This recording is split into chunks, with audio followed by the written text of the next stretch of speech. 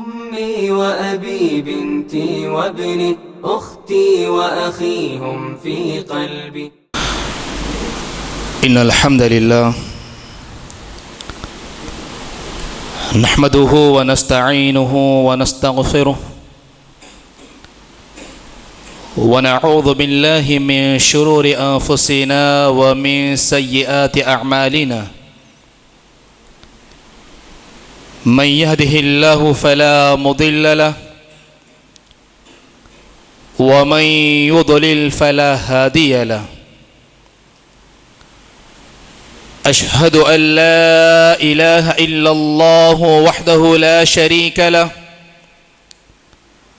وأشهد أن محمدا عبده ورسوله. أعوذ بالله من الشيطان الرجيم. بسم الله الرحمن الرحيم.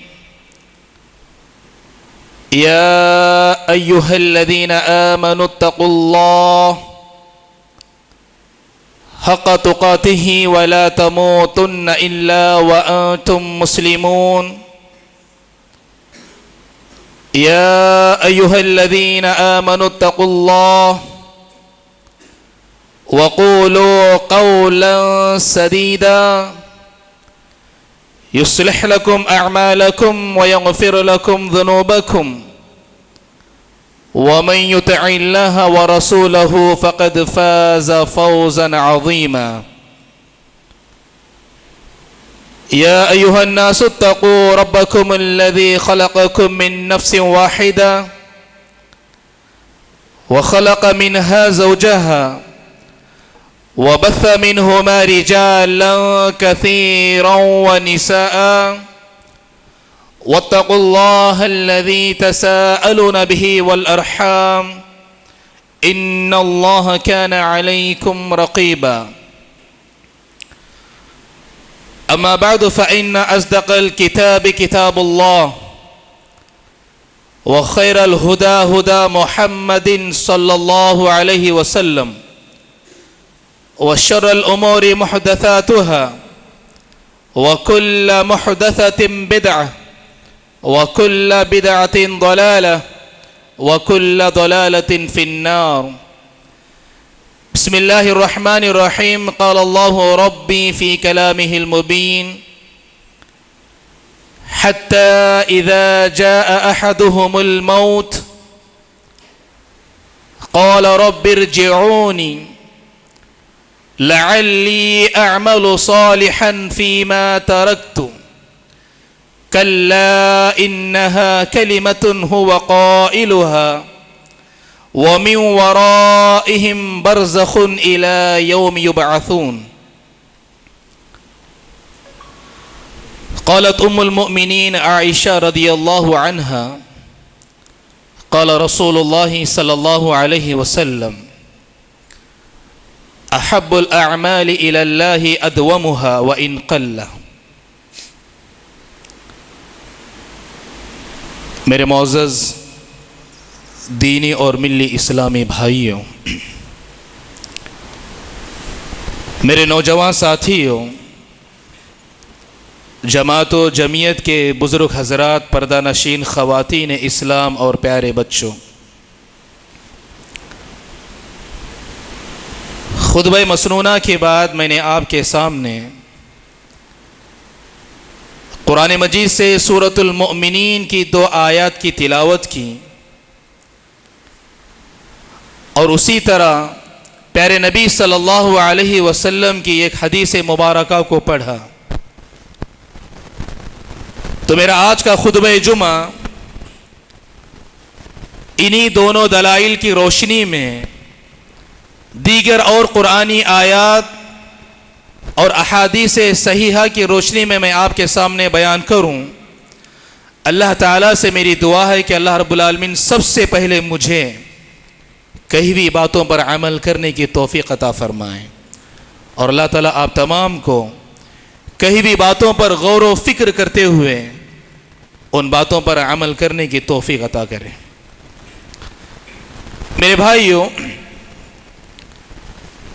آج کے خطبہ جمعہ میں جس موضوع پر مجھے آپ کے سامنے کچھ کہنا ہے. میرا موضوع ہے برزخ اور آخرت کا سفر. سب سے پہلے ہم دیکھتے ہیں کہ برزخ کہتے کسے ہیں. برزخ کے معنی ہوتے ہیں آڑ، پردہ، حجاب، یا دو چیزوں کے بیچ میں آنے والی چیز کو برزخ کہا جاتا ہے. اللہ تعالیٰ نے قرآن مجید کے اندر سورہ رحمان کے اندر بیان فرمایا مرج البحرین یلتقیان بینہما برزخ لا یبغیان. جب دو سمندر آپس میں ملتے ہیں، مان لیجئے کہ سمندر کا ایک پانی نمکین اور کھارا ہوتا ہے اور دوسرا جو سمندر ہے اس کا پانی میٹھا ہوتا ہے، اور جب یہ دونوں پانی، دونوں سمندر جب آپس میں ملتے ہیں تو ملنے کے باوجود، ایک ساتھ بہنے کے باوجود، لیکن اللہ تعالیٰ نے ان کے درمیان ایک برزخ بنایا ہے. یعنی برزخ کا مطلب یہ ہے کہ نمکین اور کھارا پانی اور میٹھا پانی ملنے کے باوجود وہ دونوں الگ الگ ہیں. آپ نے دیکھا ہوگا، آپ کو اس بات کا علم بھی ہے، ایک سمندر ایسا ہے کہ جس کا پانی ایک دم صاف ہے اور دوسرا پانی ایک دم لال ہے، اور ایک طرف پانی نمکین اور کھارا ہے تو ایک طرف پانی میٹھا ہے. یہ اللہ تعالیٰ کی قدرت ہے جو اللہ تعالیٰ نے بنایا ہے. تو بتانے کا مقصد اس آیت کریمہ سے برزخ کا ایک معنی آڑ اور پردے اور دو چیزوں کے درمیان والی چیز کو کہا جاتا ہے. اور آج کے موضوع جس میں جو برزخی جو زندگی ہے اور ہم اور آپ کا جو آخرت کا جو سفر ہے، تو اس برزخ سے کیا مراد ہے؟ دیکھیں، انسان کی زندگی وہ چار طرح سے ہوتی ہے. انسان کی پہلی زندگی اللہ کی قدرت، اللہ کی مشیت سے، اللہ کی مرضی سے وہ ماں کے پیٹ کے اندر ہوتی ہے. جتنا وقت، جتنی دیر اللہ تعالیٰ نے اس کا مقدر کیا ہے، 8 مہینے، 9 مہینے، 10 مہینے، جتنی ایک انسان کی زندگی اللہ نے ماں کے پیٹ میں رکھا ہے، یہ انسان کی یہ پہلی زندگی ہے. اور جب اس کا وقت آتا ہے، اس انسان وہ زندگی گزارنے کے بعد اس کی دوسری زندگی شروع ہوتی ہے، اور یہ دنیا کی زندگی ہے جس زندگی میں ہم اور آپ جی رہے ہیں. یہ دوسری زندگی ہے ہم اور آپ کی. ہم اور آپ کی پہلی زندگی وہ ماں کے پیٹ میں تھی، اس کے بعد ہم اس دنیا میں آئے، ہم اور آپ کی دوسری زندگی ہے. اس دوسری زندگی کے بعد ایک تیسری زندگی ہے جس کو برزخی زندگی کہا جاتا ہے. اور وہ زندگی اس کی شروعات ہوتی ہے، اللہ تعالیٰ نے انسان کی دنیاوی زندگی جتنی مقدر کیا ہے کہ وہ کتنے سال، کتنے مہینے، کتنے ہفتے، کتنے دن، کتنے گھنٹے، کتنے منٹ، کتنے سیکنڈ اس دنیا میں جیے گا، اللہ تعالیٰ نے ہماری وہ مدت، ہمارا وہ وقت، ہمارا وہ ٹائم ہماری پہلی زندگی کے 4 مہینوں میں ہی اللہ نے لکھ دیا ہے. ہم ماں کے پیٹ میں جب تھے، جب 120 دن 4 مہینے گزرے، اسی وقت اللہ نے وہاں پہ لکھ دیا ہے کہ اس زندگی کے بعد جب ہم دوسری دنیا کی زندگی میں آئیں گے تو ہم اس دنیا میں کتنے سال، کتنے مہینے، کتنے ہفتے، کتنے دن، کتنے گھنٹے، کتنے منٹ، کتنے سیکنڈ ہم اس دنیاوی زندگی میں جیئیں گے، اللہ نے وہاں پہ لکھ دیا ہے. اور یہاں اللہ نے ہماری زندگی جتنی مقدر کیا، اس زندگی کے ختم ہونے کے بعد ہم میں سے ہر ایک کو موت آنی ہی ہے. ہم میں کوئی بھی شخص اس بات کا دعویٰ نہیں کر سکتا کہ مجھے موت آنے والی نہیں ہے. اہل علم نے اللہ کے نبی صلی اللہ علیہ وسلم کے بارے میں لکھا ہے لو كان في الدنيا بقاء لما مات خیر المرسلین محمد صلی اللہ علیہ وسلم. اگر اس دنیا کے اندر، اس دنیاوی زندگی کے اندر اگر کسی کو ہمیشگی کی زندگی ہوتی، ہمیشہ اگر کسی کو جینا ہوتا، وہ اللہ کے حبیب، نبیوں کے اور رسولوں کے سردار محمد الرسول اللہ صلی اللہ علیہ وسلم اس دنیا سے وفات پا کر کے نہیں جاتے. اللہ کے نبی اس دنیا کو جب چھوڑ کر کے چلے گئے ہیں، جس کے بارے میں قرآن نے بھی کہا کل نفس ذائقۃ الموت، ہر نفس کو موت کا مزہ چکنا ہی ہے. جس چیز کے اندر بھی اللہ نے روح اور جان کو باقی رکھا ہے، اس کو ایک دن مرنا ہی مرنا ہے، اس میں کوئی شک نہیں ہے. تو یہ دوسری زندگی جو دنیاوی زندگی ہے، اس کا خاتمہ ہوتا ہے ہم اور آپ کی موت کے ذریعے سے. موت کے بعد والی جو زندگی ہے، قبر والی زندگی، اس زندگی کو برزخ کی زندگی کہا جاتا ہے. یہ برزخ والی زندگی ہے. دنیاوی زندگی کے ختم ہونے کے بعد آخرت کی زندگی شروع ہونے سے پہلے کیا جو مرحلہ ہے، قبر والی جو زندگی ہے، یا قیامت کے قائم ہونے تک ہم اور آپ کو، یا ہم سے پہلے جتنے لوگ قبروں میں ہیں، یہ زندگی برزخی زندگی ہے. اس زندگی کو برزخی زندگی کہا جاتا ہے. اور یہی زندگی دنیاوی زندگی اور آخرت کی زندگی کے بیچ والی زندگی ہے، یہ درمیانی والی زندگی ہے. تو لہذا اس زندگی کے بارے میں ہم اور آپ کی کیا تیاری ہے؟ آیا اس زندگی میں جو دنیاوی زندگی میں رہتے ہوئے کچھ ایسے گنہگار، کچھ ایسے نافرمان جو تیسری زندگی برزخی زندگی میں گئے، وہاں اللہ تعالیٰ نے ان کے لیے کیا سزا اور کیا عذاب تیار کر رکھا ہے؟ میرے بھائیوں، اللہ رب العالمین نے قرآن مجید کے اندر بیان فرمایا حتی اذا جاء احدهم الموت، جب ان میں سے کسی ایک کو جب موت آتی ہے یا موت کا وقت جب قریب آتا ہے، قال رب ارجعونی، تو وہ اللہ تعالیٰ سے ایک گزارش کرتا ہے، ایک درخواست کرتا ہے، اللہ سے ایک مہلت مانگتا ہے کہ رب ارجعونی، اے میرے پیدا کرنے والے، اے میرے خالق و مالک، اے میرے رازق و مدبر، ایک موقع دے دے، ایک مہلت دے دے، ایک چانس دے دے. کس چیز کے بارے میں انسان اللہ سے مہلت مانگے گا؟ کس چیز کے بارے میں اللہ تعالیٰ سے ایک چانس طلب کرے گا؟ انسان کہے گا لعلی اعمل صالحا فیما ترکت.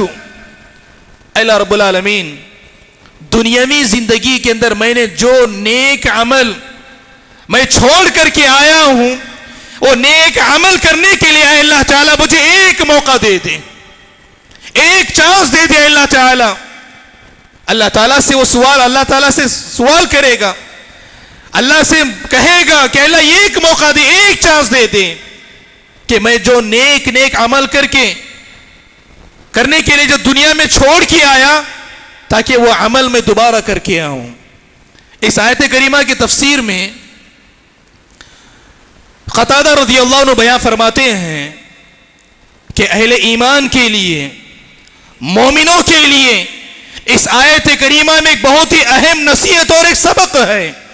وہ سبق یہ ہے کہ کافروں کی جب موت کا وقت قریب آتا ہے، وہ اللہ تعالی سے اپنے بیوی بچوں کے پاس دوبارہ جانے کی مہلت نہیں مانگیں گے، اپنے گھر والوں، اپنے رشتہ داروں کے پاس جانے کے لیے اللہ سے چانس ایک موقع نہیں مانگیں گے.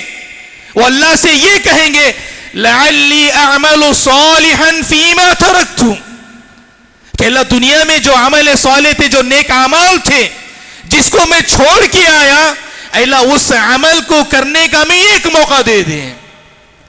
تو قتادہ رضی اللہ عنہ کہتے ہیں ایک کافر جب موت کا وقت آتا ہے، جب وہ اللہ تعالیٰ سے عمل صالح کی ایک مہلت مانگتا ہے، تو مومنوں کے لیے اس میں نصیحت یہ ہے کہ جو زندگی ان کے پاس باقی ہے اسے غنیمت سمجھیں، اس زندگی کو غنیمت جانیں، اور مرنے سے پہلے، موت کے آنے سے پہلے جس طرح کافر اللہ سے مہلت مانگ رہے ہیں تاکہ وہ مہلت مانگنے کی نوبت نہ آئے کہ وہ آخرت کے لیے، برزخی زندگی کے لیے اعمال صالحہ کو تیار کر لیں. جب اس طرح اللہ تعالیٰ سے مہلت مانگیں گے، اللہ رب العالمین کیا کہے گا؟ موقع دے دے گا، مہلت ملے گی نہیں. اللہ کہ کلا، ہرگز نہیں، انہا کلمۃ هو قائلها، یہ تو ایک بات ہے جو تم کہہ رہے ہو. اگر تم لوگوں کو دوبارہ بھی اگر موقع دیا جائے، دوبارہ اگر تمہیں مہلت دے دی جائے، تو پہلے جس طرح زندگی گزار کے آئے ایسے ہی زندگی گزار کے تم آؤ گے. اللہ کہے گا کہ ہرگز نہیں، دوبارہ تمہیں کوئی موقع نہیں ملے گا، کوئی مہلت تمہیں نہیں دی جائے گی. اور اللہ کہتا ہے وَمِن وَرَائِهِمْ بَرْزَخٌ إِلَى يَوْمِ يُبْعَثُونَ، اور ان کے مرنے کے بعد ان کے لیے برزخی زندگی ان کے پیچھے. إِلَى يَوْمِ يُبْعَثُونَ، یہ زندگی اس وقت تک ہوگی جب تک کہ قیامت قائم نہ ہو جائے. یہ برزخی زندگی ہے میرے بھائیوں. ایک انسان جب مر جاتا ہے، مرنے کے بعد اس کو لے جا کر کے جب قبر میں دفنا دیا جاتا ہے، اس کے بعد سے اس کی برزخی زندگی شروع ہوتی ہے. اور یہ زندگی 1 سال 2 سال 1 مہینے 2 مہینے کی زندگی نہیں ہے میرے بھائیوں. اِلَى يَوْمِ يُبْعَثُونَ، یہ برزخی زندگی قیامت جب قائم ہوگی اس وقت تک کی زندگی ہوگی. لہذا اس زندگی کے بارے میں ہم اور آپ کو سوچنے کی ضرورت ہے. اس برزخی زندگی کے لیے تیاری کرنے کی ضرورت ہے. اس برزخی زندگی کے لیے فکر مند ہونے کی ضرورت ہے. اس برزخی زندگی کے لیے ہمارے اعمال، ہماری نیکیاں، ہماری عبادتیں، اس کے اندر زیادہ سے زیادہ شوق کو پیدا کرنے کی ضرورت ہے. اگر ایک انسان برزخی زندگی سے اگر غافل ہو گیا، دنیاوی زندگی کو اگر اصل سمجھ لیا اور اسی میں اپنے آپ کو بزی کر لیا، میرے بھائیوں برزخی زندگی میں پھر اس کا حشر اچھا ہونے والا نہیں ہے، اچھا ہونے والا بالکل نہیں ہے. اس لیے کہ داماد رسول عثمان بن عفان رضی اللہ عنہ کے بارے میں آتا ہے کہ جب یہ کسی قبر کے پاس جا کر کے کھڑے ہوتے، کسی قبر کے پاس جب یہ کھڑے ہوتے، کھڑے ہونے کے بعد یہ اتنا روتے کہ ان کی داڑھی مبارک وہ تر ہو جاتی آنسوؤں سے. اور جس جگہ پر کھڑے ہو کر کے روتے، آنکھ سے آنسو نکلتے، ان کی پوری داڑھی آنسوؤں سے بھیگ جاتی، تر ہو جاتی، اور جس جگہ پہ کھڑے ہوتے وہاں کی مٹی گیلی ہو جاتی. اتنا روتے. کیوں عثمان رضی اللہ عنہ اتنا رویا کرتے؟ انہیں معلوم تھا، وہ جان گئے تھے کہ اس دنیاوی زندگی کے بعد یہ جو برزخی جو زندگی ہے، اس زندگی میں اگر کوئی نجات پا لی، اگر کوئی کامیاب ہو گیا، آخرت کی زندگی اس کے لیے بہت ہی آرام والی زندگی ہے. اگر وہ اس برزخی زندگی کے اندر سزا یا عذاب کا شکار ہو گیا تو آخرت کی زندگی اس کے لیے بہتر والی زندگی نہیں ہے. اس لیے عثمان رضی اللہ عنہ کسی قبر کے پاس کھڑے ہوتے اتنا رویا کرتے. کہنے والے ان سے کہتے کہ اے عثمان بن عفان رضی اللہ عنہ، آپ کے سامنے جنت کا ذکر کیا جاتا ہے تو آپ اتنا روتے نہیں ہیں. قبر کا ذکر کیا آپ کے سامنے، جہنم کا ذکر کیا جاتے آپ اتنا روتے نہیں ہیں. لیکن کیا بات ہے، آپ جب کسی قبر کے پاس کھڑے ہوتے ہیں تو اتنا زار و قطار روتے ہیں کہ آپ کی داڑھی بھیگ جاتی ہے. اس کے بعد میں عثمان بن عفان رضی اللہ عنہ کہتے ہیں انی سمعت رسول اللہ صلی اللہ علیہ وسلم یقول فمن نجا منه فما بعده ایسر منه وَإِن لَّمْ يَنْجُ مِنْهُ فَمَا بَعْدَهُ أَشَدُّ مِنْهُ. میں اس لیے قبر کے پاس کھڑے ہو کر کے اس برزخی زندگی کو یاد کر کے سوچ اس لیے اتنا روتا ہوں. اگر کوئی شخص اس برزخی زندگی کے عذاب سے اگر کوئی نجات پا گیا، اس کے آخرت کی زندگی بھی اس کے لیے کامیاب والی زندگی ہے. فَإِن نَجَا مِنْهُ فَمَا بَعْدَهُ أَيْسَرُ مِنْهُ. اگر کوئی برزخی زندگی کے عذاب سے، اللہ کی پکڑ سے، برزخی زندگی کے سزاؤں سے اگر وہ نجات پا گیا، اگر کوئی بچ گیا، آخرت کی زندگی بھی اس کے لیے آسان ہے، وہاں بھی وہ نجات پا گیا. وَإِن لَّمْ يَنْجُ مِنْهُ فَمَا بَعْدَهُ أَشَدُّ مِنْهُ. اور اگر کوئی برزخی زندگی کا شکار ہو گیا، اگر کسی کے حق میں برزخی زندگی ہو گئی، اگر برزخی زندگی کے عذاب سے اگر وہ بچا نہیں، تو آگے کی جو زندگی ہے، آخرت کی جو زندگی ہے، وہاں پر بھی اس کے لیے کوئی نجات اور خیر نہیں ہے. اسی لیے عثمان رضی اللہ عنہ کسی قبر کے پاس آتے تو اتنا رویا کرتے. اسی لیے آپ دیکھیں تابعی کے ایک بہت بڑے امام ہیں، امام حسن البصری رحمہ اللہ.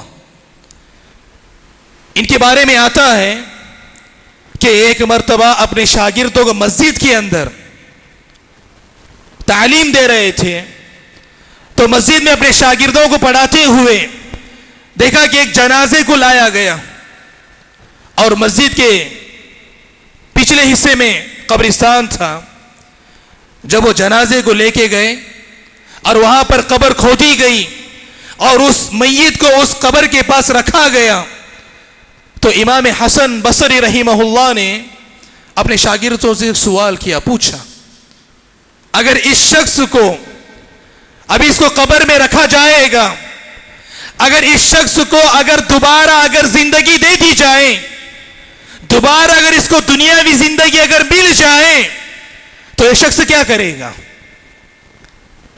تو امام حسن بصری رحمہ اللہ کے سارے شاگردوں نے ایک زبان ہو کر کے کہا کہ اے استاد محترم، اگر اس میت کو ابھی جس کو قبر میں رکھا جائے گا، اگر اس کو دوبارہ زندگی دے دی جائے، تو دوبارہ زندگی ملنے کے بعد یہ نمازیں پڑھے گا، روزے رکھے گا، حج و عمرہ کرے گا، صدقہ و خیرات کرے گا، ہر وہ نیکی کرے گا جس نیکی کو کرنے کی اس کی طاقت ہوگی، ساری وہ اعمال کر لے گا. تو امام حسن بصری رحمہ اللہ نے کہا کہ یہ موقع، یہ مہلت، یہ چانس اس کو تو ملنے والا نہیں ہے، لیکن اس قبرستان سے باہر جانے کے بعد یہ موقع، یہ چانس مجھ اور آپ کو ملنے والا ہے.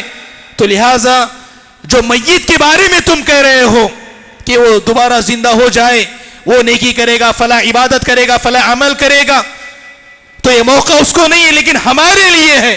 تو ہم اس موقع سے فائدہ اٹھائیں.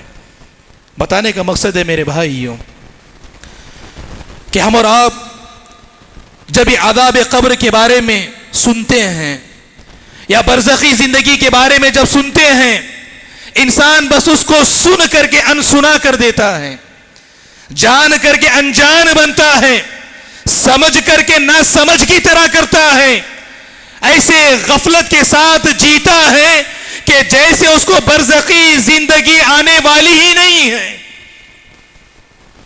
ایک مومن کا یہ عمل نہیں ہو سکتا، ایک مومن کا یہ معاملہ نہیں ہو سکتا، یہ مومن کی صفت ہرگز نہیں ہو سکتی. اللہ کے نبی صلی اللہ علیہ وسلم کے وہ صحابی، جس صحابی کو اللہ کے نبی نے دنیا میں کہا یا عثمان انت فی الجنہ، اے عثمان آپ جنتی صحابی ہیں، آپ جنت میں جانے والے ہیں. جس صحابی کو دنیا کے اندر جنت کی بشارت ملی ہو، جنت کی سرٹیفکیٹ ملی ہو، جنت کی خوشخبری ملی ہو، اور یہ گارنٹی ملی ہو کہ آپ جنت میں جائیں گے، جنت میں جانے والے وہ صحابی، عشرۃ المبشرون میں آنے والے وہ صحابی، جب برزخی زندگی کو یاد کر کے قبر کے پاس ٹھہر کر کے اتنا روئے کہ ان کی پوری داڑھی بھیگ جائے، تو آپ اندازہ لگائیں ہمارے لیے تو کوئی بشارت نہیں ہے، ہمارے لیے تو کوئی سرٹیفکیٹ نہیں ہے، تو ہم اور آپ کو اس برزخی زندگی کے بارے میں کتنا سوچنے کی ضرورت ہے. وجہ کیا ہے جانتے ہیں؟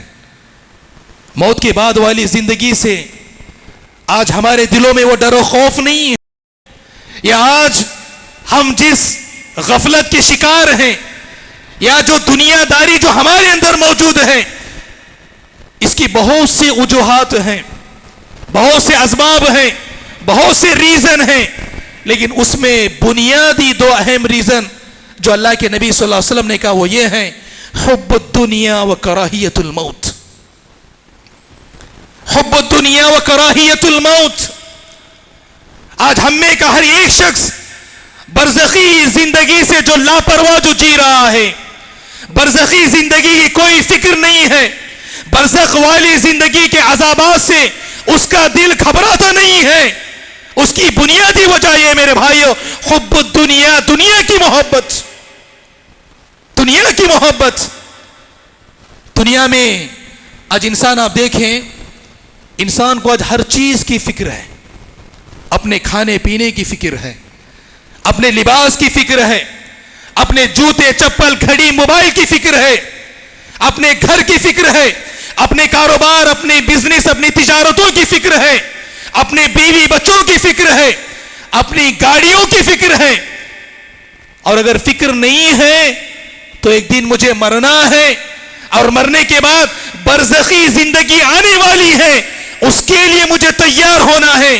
اللہ کی قسم یہی فکر تو آج ہم اور آپ کے اندر نہیں ہے. یہی فکر ہے جو آج ہم اور آپ کے اندر نہیں ہے. اللہ نے صحابہ کے بارے میں کیا کہا؟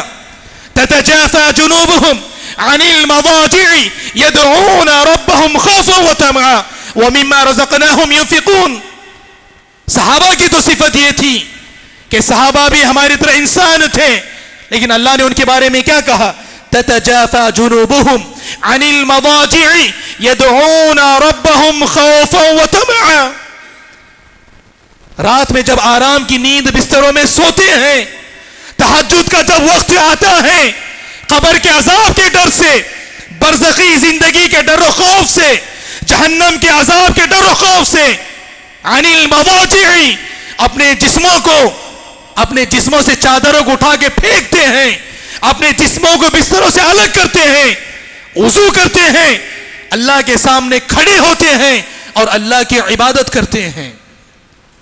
یہ صحابہ کی صفت ہے، یہ صحابہ کا عمل ہے، یہ صحابہ کا ایمان ہے. خوفا و طمعا، ان کے دل اللہ کے عذاب سے، برزخی زندگی کے عذاب سے، جہنم کے عذاب سے ان کے دل ڈرا کرتے تھے، ان کے دل گھبرائے ہوتے تھے، ڈر و خوف ان کے دلوں میں پایا جاتا تھا. تو یہی ڈر و خوف، یہی فکر مندی برزخی زندگی کے تعلق سے ہم اور آپ کے اندر نہیں پائی جاتی میرے بھائیوں. آپ دیکھیں، اللہ کے نبی صلی اللہ علیہ وسلم کے ایک صحابی ہیں. ایک حدیث حالانکہ لمبا موضوع ہے، انشاءاللہ پھر اگر موقع ملے گا تو اس کو آگے ہم بیان کریں انشاءاللہ. ایک برزخی زندگی میں اللہ تعالیٰ نے مختلف طریقوں کے عذابات کو اللہ نے تیار کر رکھا ہے. قبر والی جو زندگی ہے، قیامت کے آنے تک اس زندگی یہ بڑی خطرناک زندگی ہے میرے بھائیوں. اگر کوئی مرنے سے پہلے اگر صالح تھا، نیک تھا، تو اس کے لیے بڑی آسان والی زندگی ہے. اگر موت ایسی حالت میں آئی، اللہ کی نافرمانی کرتے ہوئے، نبی کی سنتوں کی مخالفت کرتے ہوئے، دین اسلام کے خلاف زندگی گزارتے ہوئے، اگر گناہ والی زندگی، نافرمانی والی زندگی، اگر ایسی زندگی گزار کے اگر کوئی مر گیا، میرے بھائیوں قیامت کے اندر تو اس کے لیے سزا و عذاب ہے ہی، لیکن دنیا کے اندر برزخی زندگی میں اللہ نے اس کے لیے بڑی ہیبتناک اور خوفناک عذابات اللہ نے تیار کر رکھا ہے. یہ حدیث واقعی میں حدیث نذیر ہے، ڈرانے والی حدیث ہے. میں خادم جمعیت اہل حدیث ہونے کی حیثیت سے یہاں پر موجود ہر ایک بھائی سے میں آپ سے نصیحت کرنا چاہتا ہوں کہ برزخی زندگی کے عذابات، اس کی خوفناکی کو ہمیشہ اپنے دل میں پیدا کرنے کے لیے، یاد کرنے کے لیے صحیح بخاری کی اس حدیث کو کم از کم زندگی میں ایک مرتبہ ضرور پڑھیں. میری تو نصیحت یہ ہے کہ روزانہ بھی اگر پڑھیں تو واقعی میں میرے بھائیوں ہماری زندگیوں میں ایک تبدیلی آئے گی. صحیح بخاری کی حدیث ہے، حدیث نمبر 7047، 7047 حدیث نمبر. اس حدیث کے راوی، لمبی حدیث ہے، مختصر بیان کر دوں. حدیث کے راوی سمرہ بن جندب رضی اللہ عنہ ہیں. بڑی مشہور حدیث ہے. اس حدیث میں اللہ کے نبی صلی اللہ علیہ وسلم کی کچھ برزخی زندگی کے عذابات کو اللہ کے نبی نے اس حدیث میں بیان کیا ہے. اللہ کے نبی صلی اللہ علیہ وسلم کی ایک عادت تھی. اللہ کے نبی صلی اللہ علیہ وسلم ہر روز فجر کی نماز کے بعد اپنے صحابہ کی طرف متوجہ ہو کر کے پوچھا کرتے، ہل رأى احد منکم رؤیا، کہ آپ میں سے کسی نے خواب دیکھا ہے؟ اللہ کے نبی کی عادت تھی. کوئی صحابی اگر رات میں خواب دیکھا ہوتا اللہ کے نبی کو بیان کرتا.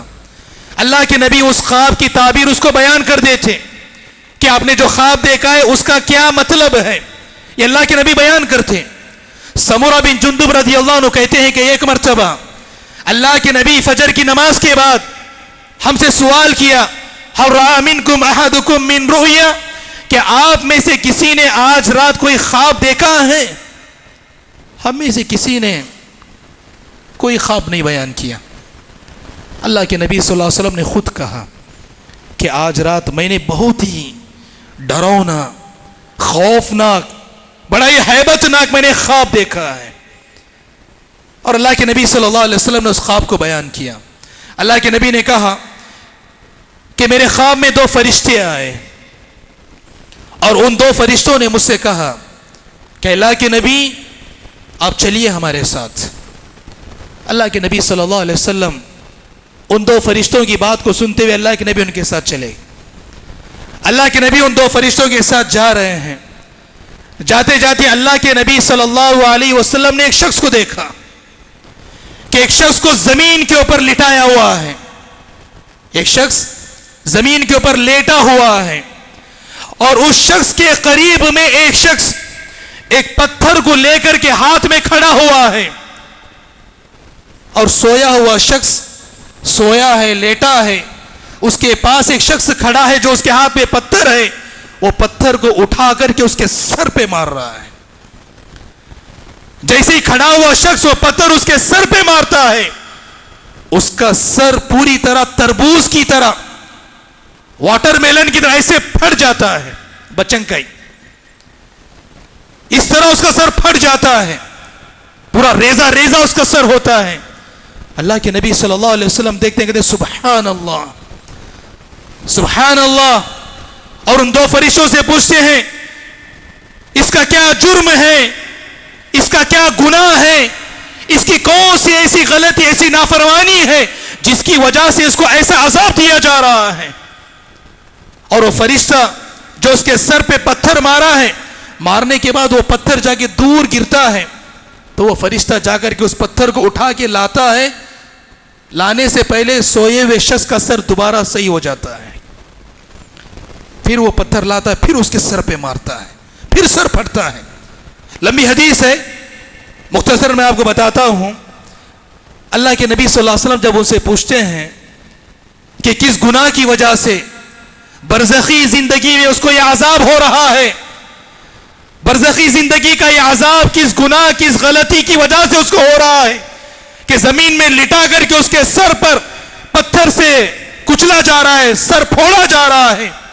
تو فرشتے کہتے ہیں اللہ کے نبی صلی اللہ علیہ وسلم یہ وہ شخص ہے جس نے قرآن کا علم سیکھا، قرآن کا علم سیکھا، لیکن قرآن کا علم سیکھنے کے بعد قرآن کے اس علم کو چھوڑ دیا، قرآن کے علم کو سیکھا، اس پر عمل نہیں کیا. اور یہ وہ شخص ہے جو نماز کا وقت ہوتا رہا لیکن یہ آرام سے اطمینان سے سوتا رہا. اس شخص کے لیے اللہ تعالیٰ نے برزخی زندگی میں میرے بھائیوں اتنا دردناک خوفناک عذاب تیار کر رکھا ہے. کیا ہو جاتا ہے میرے بھائیوں کو؟ بڑی دلی تکلیف ہوتی ہے، دل میں ایک عجیب سا درد ہوتا ہے.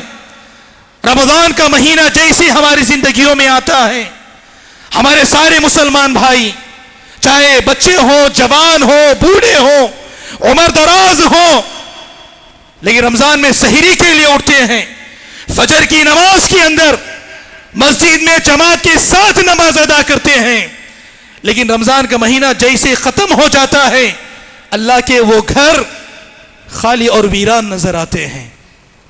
میرے بھائیو، مومن کا عمل سیزن کے مطابق نہیں ہوتا ہے۔ فروٹس، ترکاری یہ سیزن کے اعتبار سے ہوتے ہیں۔